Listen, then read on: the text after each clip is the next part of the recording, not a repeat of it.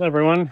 I'm going to be talking right into the microphone here because the people across the street are having a bunch of tree work done. So you'll hear a bunch of chainsaws and stuff, but right there you go on cue. Anyway, today I went to an event a couple of weeks ago and I wanted to share an experience I had. My friend Steve has got a Bluetooth battery monitor for his auxiliary battery. I thought that was a pretty cool idea. So I picked this one, Ancel from Amazon. I'll put a link for it in the description or something in the comments. I don't know, somewhere. It works pretty good. I'm pretty happy with it. I've just got it on the battery in here, of course, and I'll give a couple screenshots what it shows. It's very basic, but it was pretty cheap. I think it was like $20 or something. So installation is super easy. Just it goes in between the positive and negative terminals.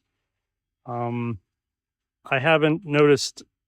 Well, of course I would have noticed because I have my battery charging when I'm not using it. But I'd imagine there might be a little bit of parasitic draw from it going all the time, but I don't know. I'll either have it plugged in when I'm on shore power here, or I will have it being charged by the solar panel. So time will tell on that, but it's kind of nice that I can see what my battery is. Let me see if I can do that now. If this app will let me or not. Searching for a device, connecting, synchronizing data. 13.38 volts.